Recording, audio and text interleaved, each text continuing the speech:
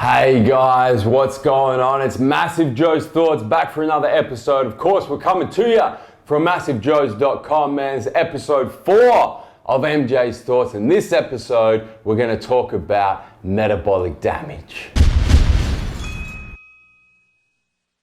So metabolic damage, look man, this is a video that a lot of people have asked us to do an episode of MJ's Thoughts about on metabolic damage. I think there's a few reasons for it. The first reason is there's a lot of misinformation about metabolic damage on the internet. In particular on YouTube, there's been a bunch of videos done recently that don't tend to make a whole lot of sense, and people that view the videos come out with more confused about metabolic damage than they came in before they watched the video.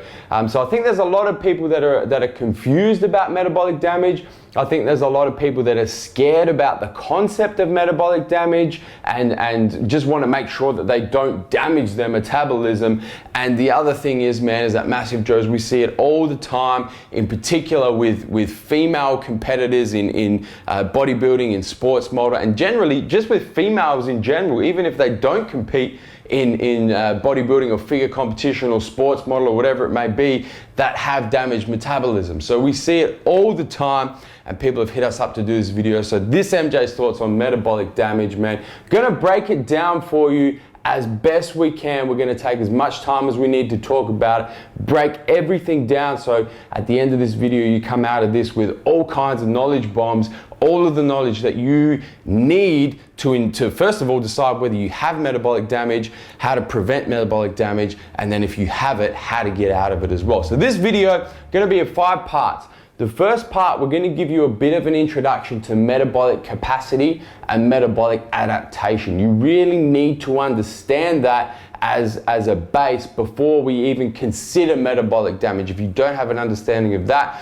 anything we talk about or anything you read or anything you watch about metabolic damage just isn't going to make sense. The second part of the video, we're going to explain exactly what metabolic damage is.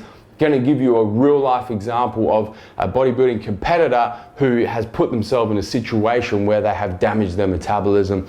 The third thing we're going to talk about is how to prevent metabolic damage, so how to ensure that you don't put yourself in a position where you have a significant chance of damaging your metabolism. The fourth thing we're going to talk about is if you do have metabolic damage, how you correct that. So if you go through this video, you're going, man, that sounds exactly like me. That's how I feel. That's my dietary intake. That's how much cardio I'm doing. I have metabolic damage.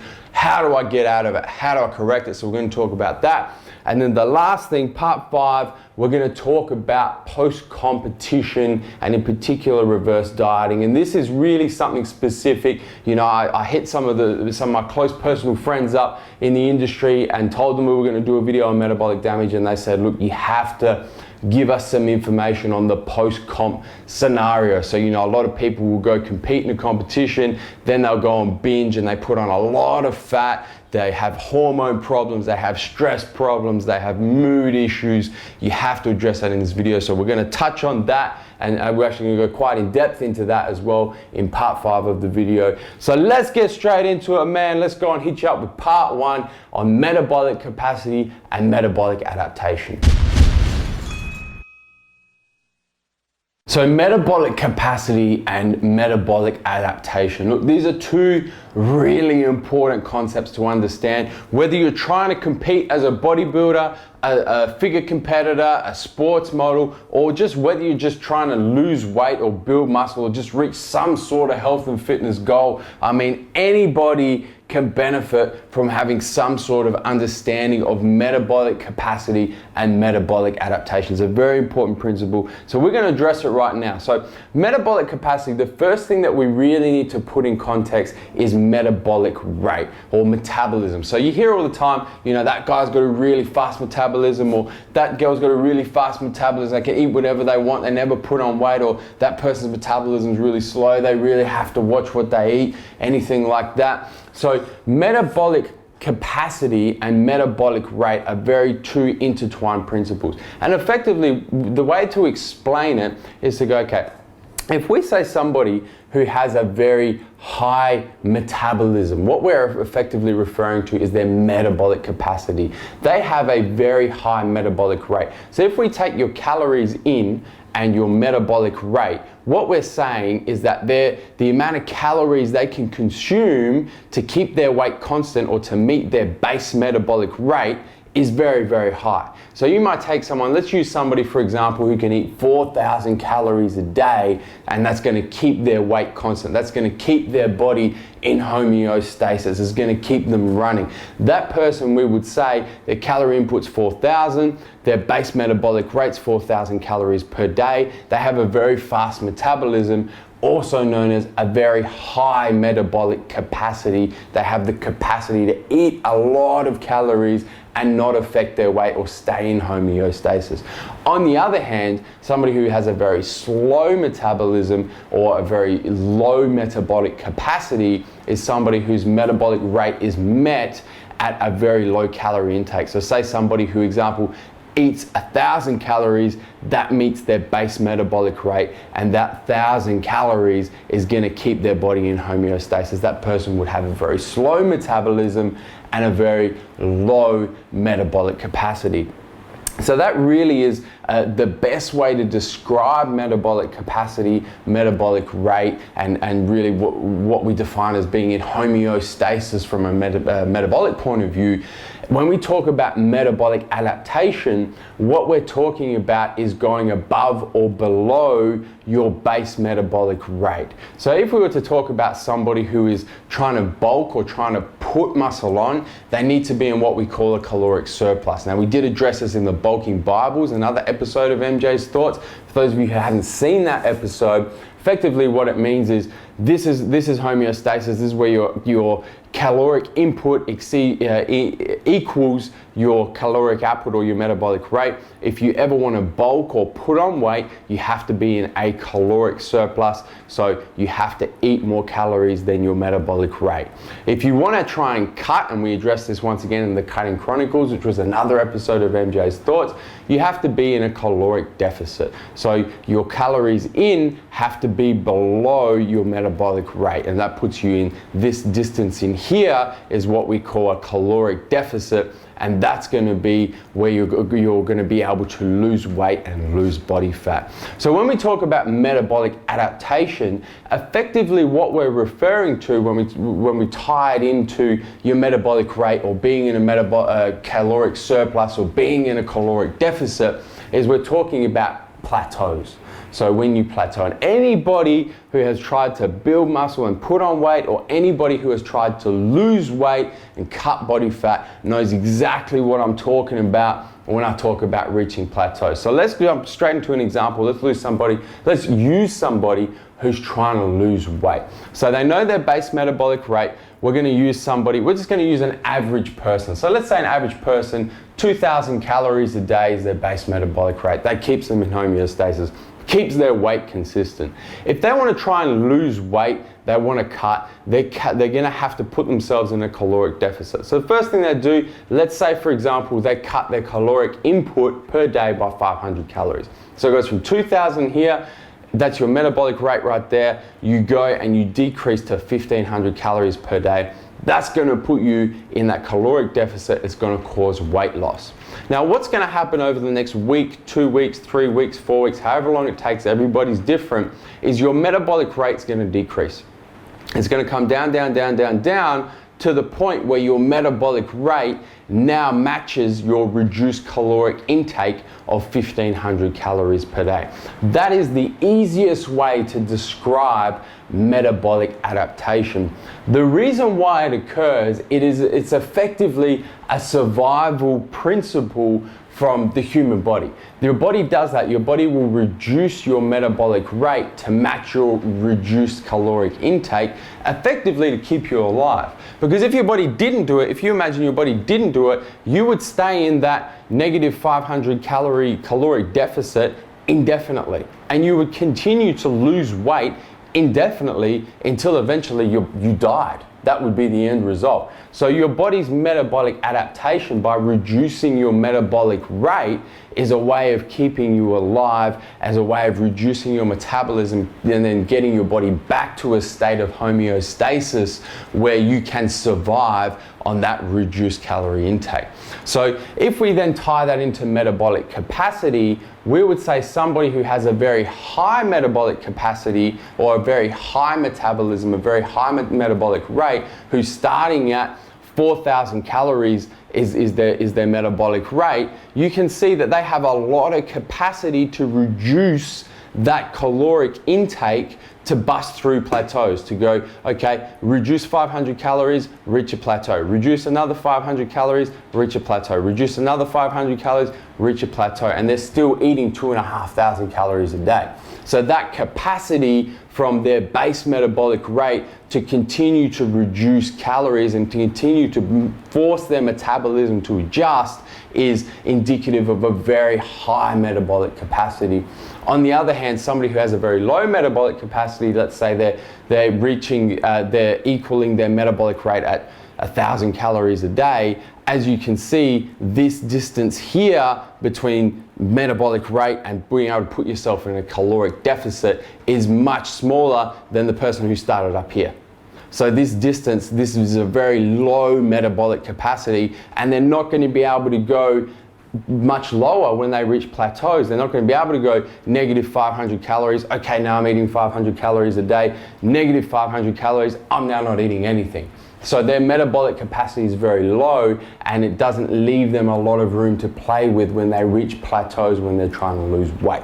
So that's a real good introduction to metabolic capacity, metabolic rate, base metabolic rate, and metabolic adaptation. And that's really going to allow us now to tie in and really start to describe exactly what metabolic damage is.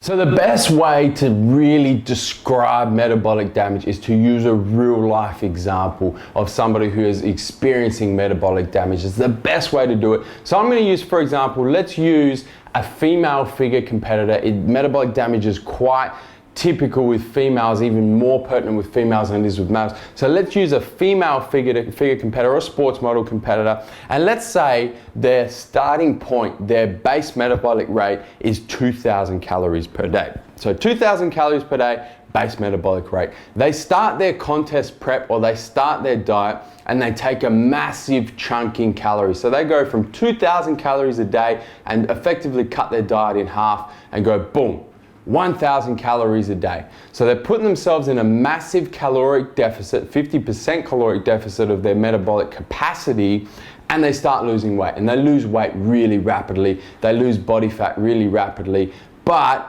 their metabolic rate, their metabolism is adapting. They're going through metabolic adaptation. Their metabolic rate comes down, down, down, down, down. They reach a plateau. So now their input is 1,000 calories per day. They now can't lose weight, they've reached a plateau. They really can't reduce calories anymore, so what they do is they start doing cardio. So they do cardio in order to push their metabolic rate up, once again to get them in a caloric deficit.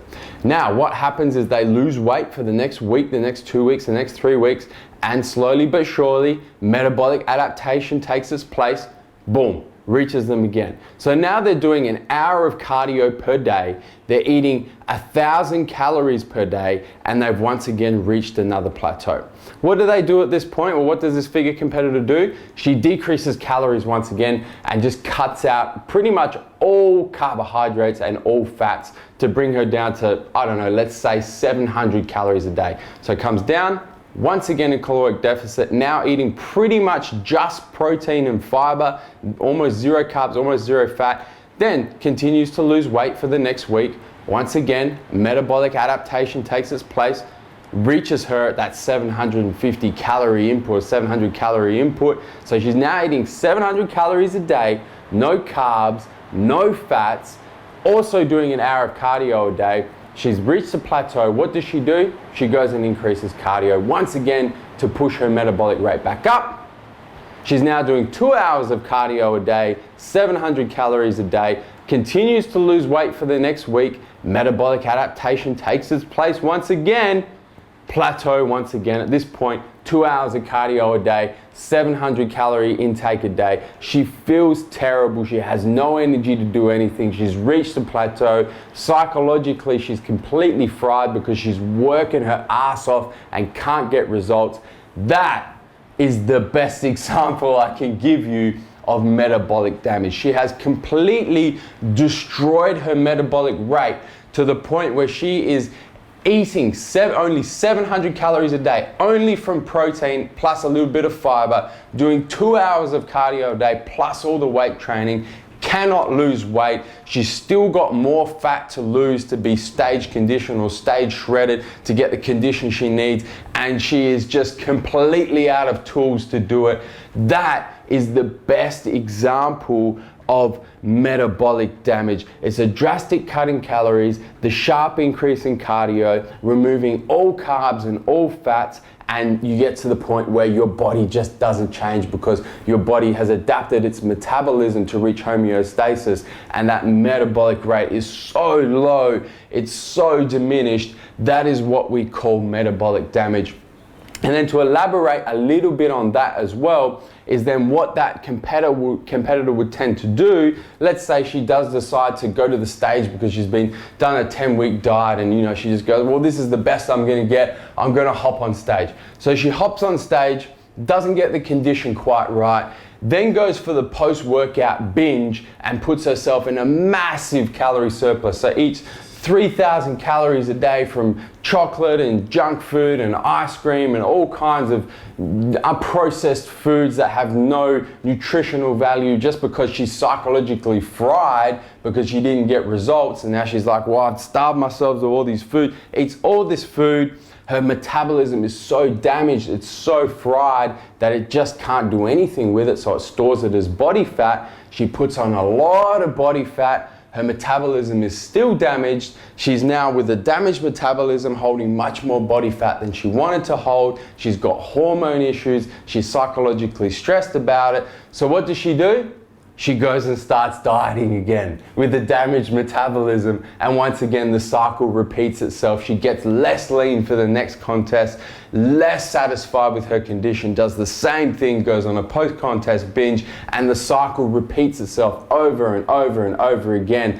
That is a classic case, and we see it so often, not just with girls but with guys also, not just with figure competitors and bodybuilders, but with people who just want to lose a little bit of weight. It's also known as yo-yo dieting. They lose weight real quickly, they put weight back on. See it all the time. That is a classic case of metabolic damage and the cycle of metabolic damage. And once again, like I said, it doesn't just happen to competitors in figure and sports model and bodybuilders as well. It happens to Joe Blow down the street, or your auntie or your mother, or who just wants to lose a few kilos, goes on one of those really low calorie diets, starts doing a lot of exercise, loses weight real quick, puts weight straight back on. It's the typical yo-yo diet. So that is the best way to describe metabolic damage, and now we know exactly what it is. We really have to address how to make sure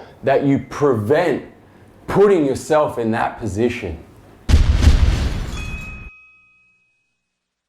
So how do we prevent metabolic damage? How do we make sure that you don't put yourself in the position that I just described, where you're eating nothing, doing endless amounts of cardio, metabolism completely shot? How do you make sure you don't get to that position? Now look, this part of the video is assuming that you don't have metabolic damage. So this is assuming that your metabolic capacity is quite moderate, you don't have a damaged metabolism, and this is really preventative to ensure that you don't damage your metabolism. If the story I just told you rings true to you and you go, yeah, that's me exactly, and you've got metabolic damage, that's part 4 of this video. So you might want to fast forward, go straight to part 4, and in that part of the video I explain how to get yourself out of metabolic damage and how to try and correct your metabolism and increase your metabolic capacity. But this part 3, is how to prevent metabolic damage.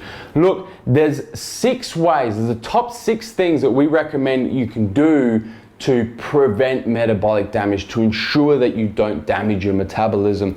The first thing is to make small, incremental changes to your diet and your cardio when you're trying to cut, when you're trying to lose weight. So if we go back to that example of the person, let's say moderate metabolic capacity, they're eating 2,000 calories a day, that's homeostasis. Your tools are to put yourself in a caloric deficit where you can lose weight, to increase your calorie intake from that 2,000 to something below 2,000, or add cardio to push your metabolic rate up. Those are the tools you've got in your bag when it comes to cutting and putting yourself in a caloric deficit. Don't use all the tools at once.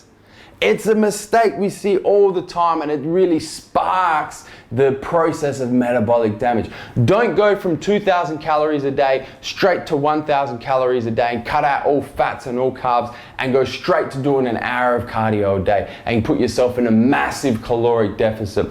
Yes, you will lose weight very, very quickly, but when you plateau, you've lost the tools that you had to continue to put yourself in a further caloric deficit. So the first thing is make small incremental changes to diet and cardio. What we recommend is no more than a 300 caloric reduction in caloric intake, and no more than half an hour cardio right from the start. So when you go, okay, time to cut, don't go and reduce your caloric intake by more than 300 calories, and don't go and do more than half an hour of cardio a day to start. There's a place to start. Most people will just tidy their diet up or do cardio, and that's a really good place to start. It's going to put you in caloric deficit, and then you've got all these tools to play with to continue to push you through plateaus. When you get metabolic adaptation, your metabolism slows down. So the first thing, don't use all your tools at once. You should, the general rule of thumb, what we say for pretty much anybody, to be completely honest, but specifically for bodybuilding figure competitors, is don't aim for more than half a kilo of weight loss per week. Half a kilo is tops. If you're doing more than half a kilo, you're setting yourself up for metabolic damage. So half a kilo, don't use all your tools at once. Small incremental changes to reduce your calorie intake and increase your cardio, and that's really going to allow you to use all those tools and keep you out of metabolic damage. That's the first thing. The second thing and the third thing are really tied together. Increase your meal frequency and choose foods correctly. So choose foods that are not calorie dense and have a high thermic effect. So when I say that, I'm talking about choose whole foods that your body is gonna use a lot of calories to process, and choose whole foods that don't yield a lot of calories. A fantastic example of what I like to use is, for example, a protein shake. Let's say a protein shake that's 100% protein. It doesn't exist, but the numbers work as a good example. 100% protein. If you wanted to get 25 grams of protein from that powder, you would need 25 grams of that powder. So your body only has to process 25 grams of food to get 25 grams of protein. If you were to get that protein from pretty much any type of meat that only yields 25% protein, you're gonna have to eat 100 grams of, let's say for example, chicken to get that same amount of protein, to get those same calories. So your body has to process 4 times the amount of food to get the same value of calories, the same amount of protein. We call that a non-calorie dense food, or food with a high thermic effect. So your body has to expend a lot of calories when it's trying to process that food. So increase your meal frequency so that your body is continually using calories to process food, and choose foods that are not calorie dense, and choose foods that have a very high thermic effect. And look, the best way to really kind of tie these two things in, I'll have this analogy. I love using this analogy. It's the analogy of a wood fire. So let's say, for example, you're in this room that I'm in right now, and it's freezing in this room. It's snowing outside. There's ice on the windows. You're freezing. The one thing you've got to keep you warm is an open fire, so a wood fire. It's the only thing you've got to keep you warm. Let's say that fire represents your metabolism, and you're going to fuel that fire. And what you're fueling that fire, that represents the food that you're giving your metabolism. So let's take that fire. That's the only thing you've got to keep you warm. What are you going to do to keep you warm, to keep that fire going, to keep your metabolism going? You're not going to go and throw a truckload of wood on it straight at the start. You're not going to go do that, because the fire is going to go out. It's not going to be able to use all the wood. It will burn for a little bit, keep you warm for a little bit, and you've just smothered the fire. That's an analogy to if you try and get all of your calories in like 1 meal or 2 meals. The other thing you're not going to go and do is you're not going to go and put wood on it once or twice a day. Okay, you're not going to go and put wood on it in the morning and then wood on it at night and that's it. Because once again, it's going to burn for a very short period of time, and in between that, it's going to go out. It's going to fizzle out. It may even stop. That's a real good analogy for what happens to metabolism if you follow something like intermittent fasting and you're only feeding yourself with 1 or 2 meals per day. The other thing you're not going to do is you're not going to go and throw like newspaper on the fire or some brush twigs or something that's going to burn really, really quickly, give you a lot of heat for only, you know, a minute or two, and then have no fuel left, and it's going to fizzle out. There's not going to be anything to keep you warm.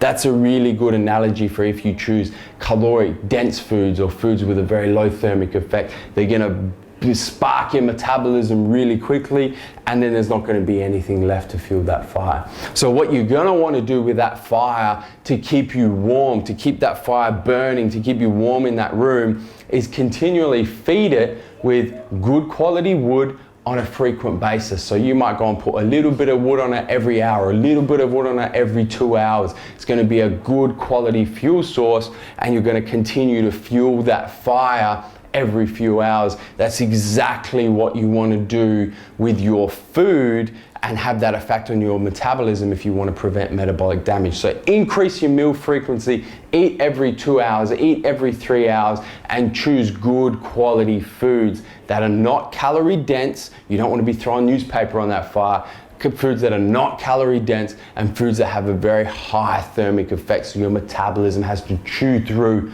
to process those foods.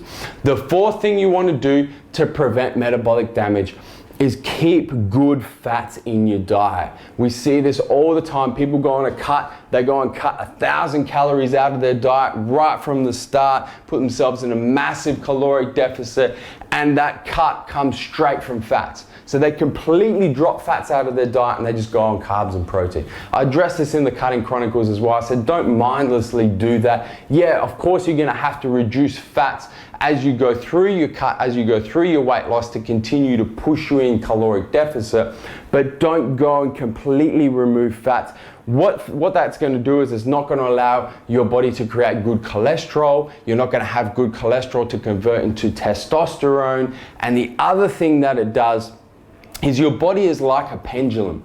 So if you push your body too far in one direction, it's going to push back in the other direction just as hard. If you completely remove all of the fats from your diet, your body goes into like a starvation mode and it goes, okay, I'm not getting fats from whole food sources from my diet. I'm gonna have to hold on to body fat because that's the only place I'm gonna get my fats from. It's the only place I'm gonna get my essential fatty acids from is from stored body fat. So your body's actually not gonna give up any more fat loss if you completely remove fats from your diet. That's the fourth thing. The fifth thing, and some people may need this, others may not. It really depends on how great your metabolic capacity was when you started dieting and where you've taken calories from. But for people that go on very low carbohydrate, and they tend to go on like high protein and medium fat cutting diets and very low carbohydrate diets, is you may want to consider cycling carbohydrates. So have like a high carbohydrate day where you're, let's say for example, let's use a real life example, you're eating 300 grams of protein, 50 grams of fat and 50 grams of carbohydrates per day as part of your cut. What you might want to do is every 4 to 7 days or maybe 1 day a week is reduce your protein intake down to 150 per day and then increase your carb intake from 50 up to 200 per day. So your calorie intake stays the same, but you've just taken some calories and shifted them from protein to carbs to push your carb up. That's called carb cycling. And what that does when you go from a very a diet that has a very low carbohydrate intake to doing a carb cycle like that, the increase in carbohydrates affects your leptin levels, and leptin is a fat burning hormone, so you get this increase in fat burning hormone, and it also has an effect on your T3 thyroid hormone levels, so it increases your thyroid activity as well. Now, like I said, that only really applies if if you're on a very low carbohydrate diet, most people aren't going to have to carb cycle. But if you are on that low carb diet, you got to remember carbs have the biggest effect on your metabolism and the biggest effect on so many different hormones, insulin, leptin, T3, thyroid hormone. So you may want to consider carb cycling and do exactly what I said, like that example. Take calories from protein, put them with carbohydrates, and the calories associated, 1 gram of protein, 1 gram of carbs are both 4 calories per gram. So it's easy to do. You just move the grams across and have a high carb day and a low protein day, just to really spark that metabolism, keep that metabolism going, keep the leptin, fat burning hormones going as well. And then finally, the last way to do it, once again, some people are going to have to do this, others aren't, is switch some of your low intensity steady state cardio for high intensity interval training cardio. So if you're the person, you get to a stage in your cut where you're doing an hour to an hour and a half of low intensity steady state cardio per day, your calories are very low, you don't really have anywhere else to move with your calories if you want to stay out of metabolic damage, go and flip up some of that low intensity steady state. So go from doing an hour and a half of low intensity steady state cardio to an hour of low intensity steady state cardio, and add 15 minutes of high intensity interval training. So switch low intensity steady state for high intensity interval training. What high intensity interval training does is it has the greatest effect on increasing metabolic rate. So if we're here once again, your calorie inputs come down, your metabolism has adapted, come down, adapted, you add some HIIT cardio in there, it's going to push your metabolic rate back up. So it's going to do that. So high intensity interval training is a really good way of just sparking your metabolism, pushing your metabolic rate back up. Like I said, some people will have to do it, other people won't. So those are really some 6 real simple, easy to do things. It's not easy, but it's simple, easy to do things that are really going to help ensure that you don't get yourself into a stage where you have metabolic damage or a damaged metabolism. So just to summarize once again, small incremental changes to your diet and your cardio to continue to allow you to push through plateaus. Be patient, guys, be patient. Second thing, increase meal frequency. The third thing, choose foods that are non-calorie dense and have a high thermic effect. The fourth thing, don't drop fats completely out of your diet for the sake of dropping fats completely out of your diet. The fifth thing is consider carb cycling. And the sixth thing is swap up some low intensity steady state cardio for some high intensity interval training. That's how you ensure you don't get metabolic damage.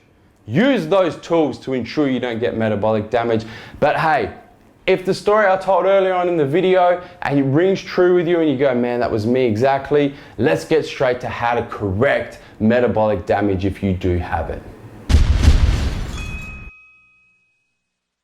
So let's say you listen to that story that I told earlier on of the competitor that has put themselves in a position where they're metabolic damaged, and it rings true with you. So you say, yeah, that's exactly what happened to me last time I tried to compete, or the yo-yo diet is exactly what happens to me every time I try and diet. So you've got metabolic damage, there's no doubt about it. How do you correct it? How do you get out of metabolic damage? That's what you want to know. Look, it's quite simple to do, but it's not easy. So it's simple to do, but it's not easy, and it does take time to do it. But effectively, what you need to do is you need to use metabolic adaptation that we described in the first part of this video. You need to use it to your advantage, and you have to effectively what we refer to as reverse dieting. So instead of dieting to put yourself in a caloric deficit, you diet to put yourself in a caloric surplus and use metabolic adaptation to help increase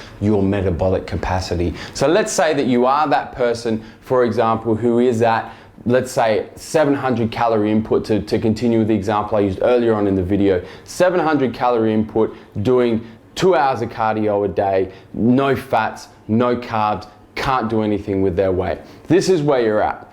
What you're gonna need to do is use metabolic adaptation in the other direction. So instead of using it down like this and trying to go underneath it in a caloric deficit, you're gonna push it up. you're going to use metabolic adaptation to help increase your metabolic rate and therefore increase your metabolic capacity. So the first thing that you're going to have to do is you're going to have to back off the cardio, and you're going to have to start to reintroduce carbohydrates and fats back into your diet, not all at once.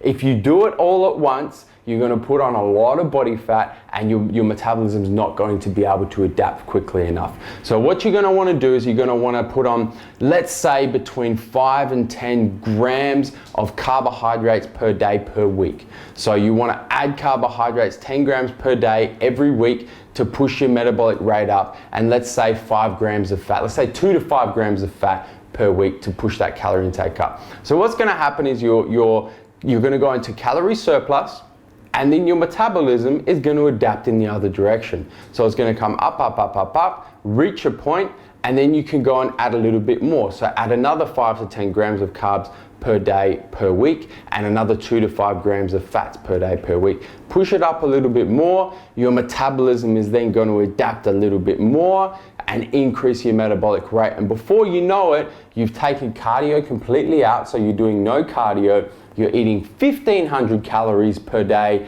and you're at homeostasis. So you're not putting on weight, you're not losing weight.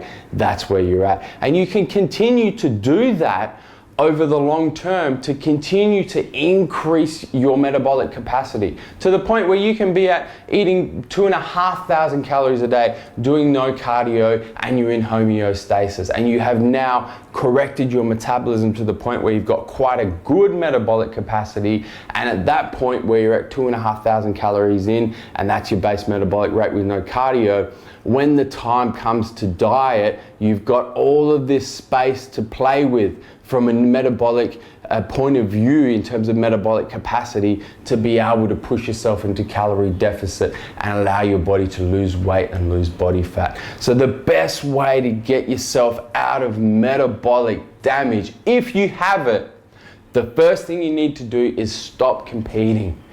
Don't compete. Don't compete. Get yourself out of a calorie deficit. Stop doing ridiculous amounts of cardio, and you have to start reverse dieting. And look, the question I get when I explain to people all the time is they go, look, will I put on weight? You know, especially from girls, they go, okay, my metabolism's damaged. I don't want to put on weight. I want to get leaner. That's the whole point of why I was dieting in the first place. And they say, you know, will I put on weight? Reverse dieting and trying to increase my metabolic capacity. The fact of the matter is, yes, you will. You will put on weight. It's not going to be a lot of weight. You're not going to blow up like a balloon and get fat, but you will put on weight because you're going to have to push yourself into a caloric surplus to get your metabolism to adapt upwards and increase your metabolic capacity.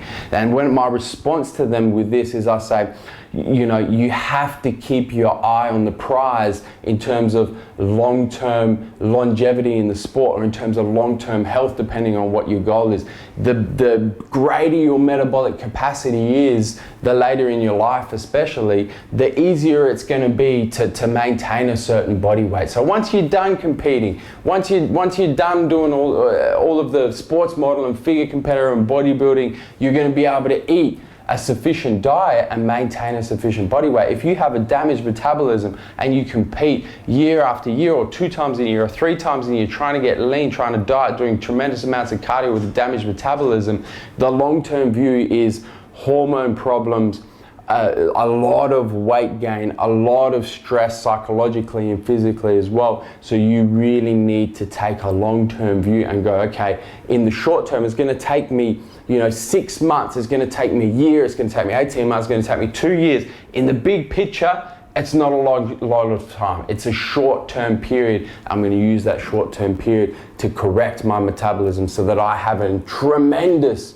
metabolic capacity later on in life, and even for the next time I compete, so that I can push through plateaus, I can push through and continue to put my body in calorie deficit and get stage lean, get completely shredded, get really, really good condition without completely starving my body. So if you have metabolic damage, if that story that I told earlier on in the video, it rings true with you, stop competing, cut out all of your cardio, and start to reintroduce 5 to 10 grams of carbs per day every week. So increase your daily input of carbs by 5 to 10 grams every week, and your input of fats 2 to 5 grams every week. And it doesn't sound like a lot per week, but if you add it up over 6 months, if you add it up over 12 months, if you add it up over 18 months, it's a tremendous amount of carbs. It's a tremendous amount of fat, and it's a tremendous amount of calories to tremendously increase your metabolic capacity. So that's the way to get out of metabolic damage if you do have it. The final part of this video that I have been asked specifically to address is the post-competition period. So the post-competition period, look, like I said at the start of this video, I told a few people that I was doing this video, and they hit me up and they said, you have to address the post-competition period, the post-competition binge eating period that is very specific to guys that compete in bodybuilding, women that compete in sports model or figure competitions. But it also does apply to just normal people who don't compete at all, that just diet and have been in a caloric deficit for a prolonged period of time, and then go and eat normally or eat lots of junk food and kind of had that rebound. And that's what we typically call yo-yo dieting in normal terms, is the yo-yo dieting. So although the way I'm going to address it is specific to people that compete in figure or bodybuilding, it does also apply to anybody who experiences yo-yo dieting. So effectively, the post-comp period, what you have is you have a combination of two things. You've got a combination of, firstly, a psychological rebound. So you've been eating the same foods, quite clean foods, for a prolonged period of time. You haven't had much junk food, if any junk food at all, and you're now in this state where you can eat whatever you want to eat and in the quantities that you want to eat it. So you've come from this psychological rebound state where you just go, okay, I've just had enough of the clean eating and the eating every few hours and eating the same foods, and I can eat whatever I want. So the first thing is you've got a combination of psychological rebound, and then you've got a combination of a depressed metabolism, or if your metabolism's damaged, damaged metabolism. But for most people, it's going to be depressed. So you're down to the lowest point of your calorie deficit. You've used all your tools up. You're on let's say someone who had a huge metabolic capacity is on 1,500 calories a day, doing a lot of cardio, a lot of physical work. Then you've got this combination of the psychological rebound and a diminished metabolism, and you go and you binge eat. So you eat foods that are very high in calories, very highly processed, and a lot of them. So you go from base metabolic rate of 1,500 calorie input to eating like 5, 6, 7. I've even seen competitors do like 10,000 calories a day. Look at this calorie surplus. It's enormous. Your body just doesn't, your metabolism is not equipped to deal with that many calories. So what you tend to see with these competitors is they put on tremendous amounts of weight. And a lot of them say, oh, it's just water weight, it's just water weight, it's just sodium. Guys, it's fat. I'm sorry to break it to you, but your body has nothing to do with all those calories. It stores it as fat. You have, like I said in the one part of the video, your body's like a pendulum. You push it too far in one direction, it's going to push back in the other direction just as hard. You've restricted your body's fat intake, your body's ability to store fat for 12 to 20 weeks. You then go and load it up with foods that are high in fat and high in sugar. Man, that pendulum's coming back around, and it's storing that as fat, man. So that's really, in terms of what's actually happening physically, that's what's going on. The combination of the psychological rebound, so you're eating stupid amounts of food, a diminished or a damaged metabolism, and you go and you put on a lot of body fat. So look, one of the questions that I was asked by certain competitors, what do I do post-comp to ensure that doesn't happen? What do I do to make sure I don't put on a lot of body fat straight away? And look, the answer is quite simple. You want to satisfy yourself psychologically so that you can get out of that psychological state. You can satisfy your mind with the foods that you want to eat. You just want to restrict yourself a little bit. So don't go out and binge and eat 5 kilos of chocolate. If you want to eat some chocolate, man, go have a chocolate bar. That's fine. It's post-comp. It's no worries. But really, don't go and go from eating 1,500 calories a day to 10,000 in the space of 48 hours. That's setting yourself up for disaster. Yeah, of course, go eat the foods you want to eat, but just put a limit on it. Restrict it. Don't go and put yourself into a massive caloric surplus. Then the other thing you really need to do is, once you've satisfied that psychological need, so you've eaten the chips, the chocolate, the junk food that you want to eat, the pizza, the ice cream, whatever it is, then you need to kick on to off-season mode. You need to go, okay, my metabolism is now depressed because of what I've put it through in this competition period. I now need to go and get it back up. I need to go and push my metabolic capacity as high as I can. So you're going to have to reverse diet, very similar to part 4 of this video with how I said how to correct the damaged metabolism. You need to switch into off-season mode once you've satisfied yourself psychologically with all of the foods and that kind of thing that you wanted to eat during contest prep that you haven't been able to. And then you need to go and you need to start reintroducing calories very slowly. So reintroduce carbs very slowly, reintroduce fats very slowly. Don't do what a lot of guys do in particular, is they go, okay, comp's over, I've had my week off and satisfied myself psychologically, I'm gonna go on a heavy bulk, 5,000 calories a day. Man, I see that all the time, and I see these guys and they blow up like balloons. They get so fat because it's too big of a caloric surplus. It's too big a caloric surplus. You need to slowly introduce those carbs, those fats, allow metabolic adaptation to come and work in your favor to push back up, back up, back up, back up, back up, back up. And that's really gonna help with your metabolic capacity when the time does come to diet again. So post-comp, satisfy yourself psychologically. Don't binge eat. There's no need for it. You can satisfy yourself psychologically with small amounts of the foods you couldn't eat. Don't go and binge eat until you just feel completely sick. It's ridiculous. It's setting yourself up for a huge fat gain.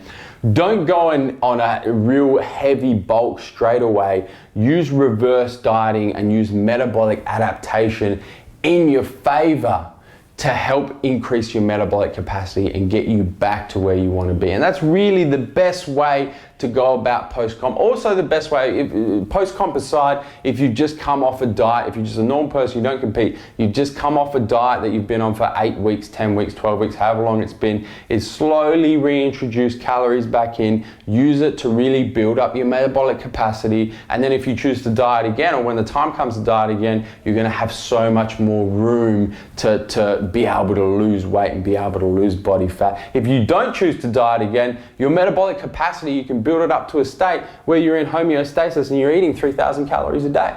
So you're eating plenty of food, you never feel hungry, you're in a really good metabolic state, and your body is in a fantastic position, your mind's in a fantastic position. So guys, look, that's really the best way to deal with the post-competition period or the post-diet period. Satisfy the psychological state and then use metabolic adaptation to your favor in the other direction. Guys, that is MJ's thoughts on metabolic damage. Look, we've been through metabolic capacity, metabolic adaptation. We've been through what exactly is metabolic damage. We've been through how to prevent metabolic damage with the 6 steps that we recommend. We've been through how to correct metabolic damage if you've got it. And finally, we've got to the post-competition or post-diet period and how to do with that to ensure that you're not setting yourself up for metabolic damage. Look, I really hope you've enjoyed the video. The purpose of doing this video was to dispel a lot of the myths going around the internet and to produce a really good video with a lot of really good information that is articulated particularly well. So we hope that we've really achieved that goal. If you've got any questions, as always with MJ's Thoughts, if you've got any questions that you want to ask about this video will be posted everywhere. It'll be posted on our website, it'll be posted on Facebook, it'll be posted on forums, it'll be all over the place. If you've got questions, man, hit the subscribe button. It's going to be on the screen right now. Subscribe to our YouTube channel and please ask those questions as a direct comment to this video on YouTube, because then everyone who sees the video, no matter whether it's on Facebook, websites, forum, can link to that video on YouTube, and they can see the comment and they can see our response. As always, more than happy to answer any questions. If there was anything that you didn't understand or anything that you want more explanation about, whether it be explanation in general or something specific to what you have experienced yourself with regards to metabolic damage, please ask it. You know, we'll do our best to answer it as best we can. And guys, thank you so much for watching. We love doing these videos. We hope that we have dropped a bunch of knowledge bombs on you with respect to metabolic damage. And guys, that is Massive Joe's Thoughts. Don't forget to subscribe to our YouTube channel, get all the latest editions of Massive Joe's Thoughts. And as always, we're coming to you from MassiveJoes.com.